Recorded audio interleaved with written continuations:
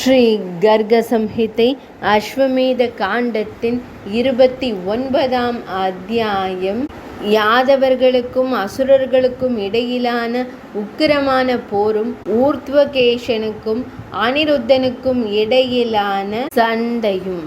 ஸ்ரீ கர்காச்சாரியார் கூறினார், அரசனே, ராஜேந்திரனே, பின்னர் ஊர்த்வகேசன் போன்ற 4 அமைச்சர்கள் கவசம் அணிந்து லட்சக்கணக்கான அசுரர்கள் அடங்கிய படையுடன் போரிடுவதற்காக நகரத்தை விட்டு வெளியேறினர்.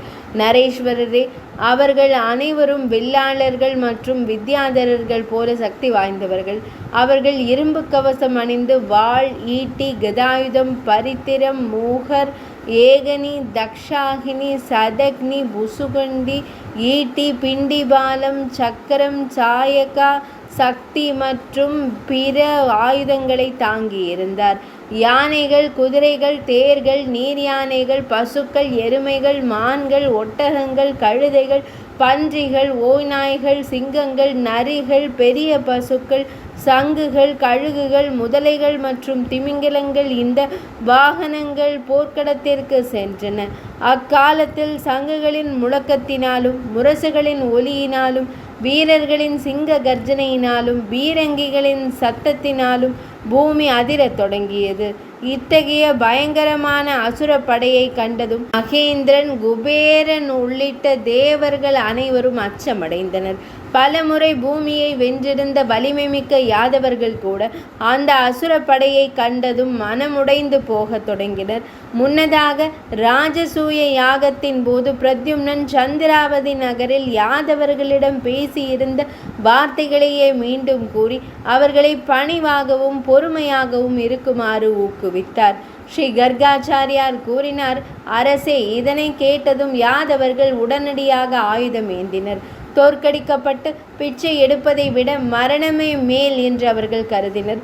பின்னர் இலங்கையில் அசுரர்கள் குரங்குகளுடன் முன்பு போரிட்டதைப் போலவே பாஞ்சஜன்யம் என்ற தீபகற்பத்தில் அசுரர்களுக்கும் யாதவர்களுக்கும் இடையே ஒரு கடுமையான போர் மூண்டது. அங்கே தேரோட்டிகள் தேரோட்டிகளுடனும் காலாட்படையினர் காலாட்படையினருடனும் குதிரைகள் குதிரைகளுடனும் யானைகள் யானைகளுடனும் மோதின. அரசனே, அந்த மாபெரும் போரில் போதையேறிய எண்ணற்ற யானைகள் தங்கள் தும்பிக்கைகளால் தேர்களை சிதைத்து குதிரைகளையும் காலாட்படையினரையும் கொன்றன. தங்கள் தும்பிக்கைகளால் தேர்களை சூழ்ந்து கொண்டு அவற்றையும் அவற்றின் குதிரைகளையும் தேரோட்டிகளையும் தரையில் வீசி பின்னர் அவற்றை பலவந்தமாக தூக்கி வனத்தில் எறிந்தன. அரசனே, சிதைக்கப்பட்ட எண்ணற்ற யானைகள் போர்க்களத்திலிருந்து தப்பி ஓடின. அவை தங்கள் வலிமையான தும்பிக்கைகளால் பலவற்றை கிழித்து தங்கள் 2 கால்களால் நசுக்கின. அரசனே, குதிரைகளும் அவற்றின் வீரமிக்க பாகன்களும் தேர்களிலிருந்து பயந்து யானைகள் மீது ஏறி விரைந்தன. சிங்கங்களைப் போல அவை போரில் பாகங்களையும் யானை பாகன்களையும் மிதித்தன. வலிமைமிக்க குதிரைகள் யானைகளின் படைக்குள் பாய்ந்தன. அவற்றின் பாகன்கள் வாள்களால் தாக்கி பலவற்றை கொன்றனர். அவர்கள் சிதைத்து விடுவார்கள் வித்தைக்காரர்களைப் போல. அவர்கள் குதிரைகளின் முதுகில் ஒருபோதும் காணப்பட மாட்டார்கள். சில சமயங்களில் பக்கவாட்டில் உதைப்பார்கள். பல வீரர்கள் தங்கள் வாள்களால் குதிரைகளை ஓடச் செய்வார்கள். மேலும் பலர் யானைகளின் தந்தங்கள் மீதும் அவற்றின் பின்னங்கால்கள் மீதும் ஏறுவார்கள். பல குதிரை வீரர்கள் தங்கள் வாள்களை மிகுந்த பலத்துடன் வீசி எதிரி படையை சிதைத்துவிட்டு வெளியே வருவார்கள். அது தாமரை காட்டிற்குள் காற்று நுழைந்து சிரமமின்றி வெளியேறுவது போல இருக்கும். 2 படைகளுக்கும் இடையே அம்புகள், கதாயுதங்கள், மன்றாட்டுக்கள், வாள்கள், ஈட்டிகள் மற்றும் ஈட்டிகளை போன்ற கருவிகளை பயன்படுத்தி ஒரு மூர்க்கமான, அற்புதமான மற்றும் சிலிர்ப்பூட்டும் போர் மூண்டது.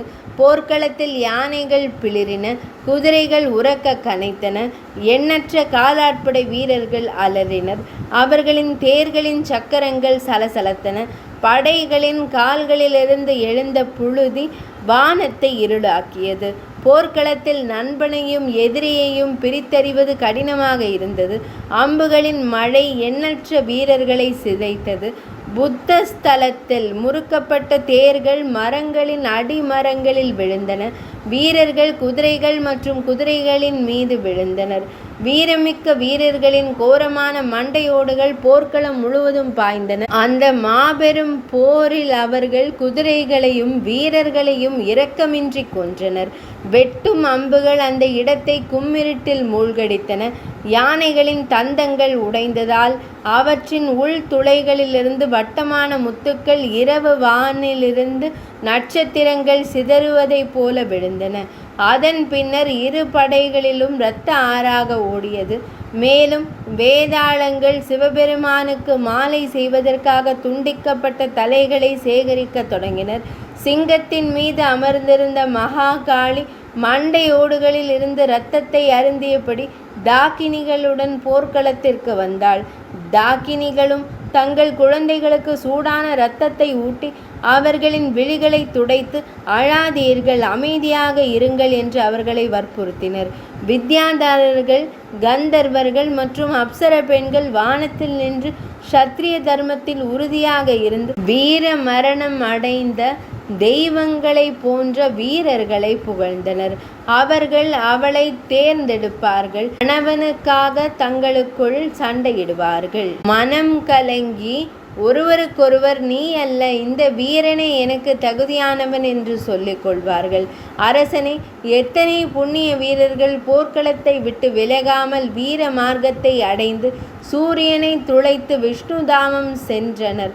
நரேஸ்வரரே, அந்த மாபெரும் போரை கண்டதும் போர்க்களத்தை விட்டு ஓடி எத்தனை வீரர்கள் கொல்லப்பட்டனர். அவர்கள் யமலோகத்தின் வெந்நீர் பாதை வழியாக நரகத்திற்கு சென்றனர்.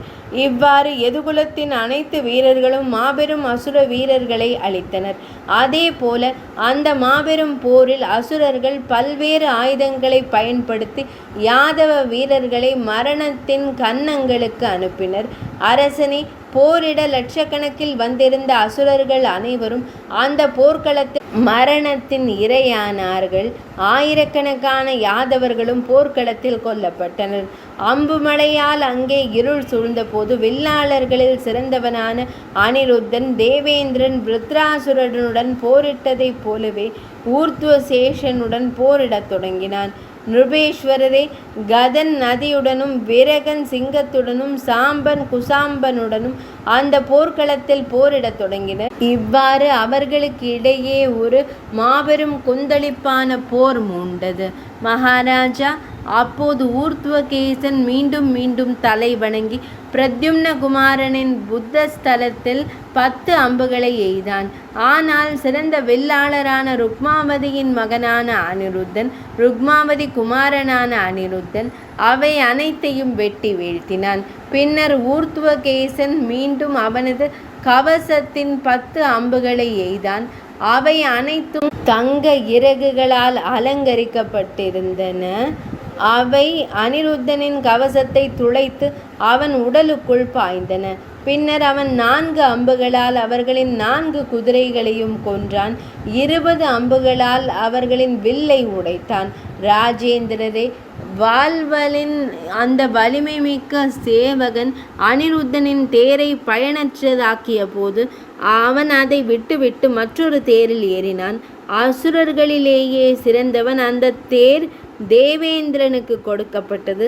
மாபெரும் வீரன் அனிருத்தன் அதில் ஏறி பிரதிசங்கம் என்ற வில்லை தன் கரத்தினில் எடுத்தான்.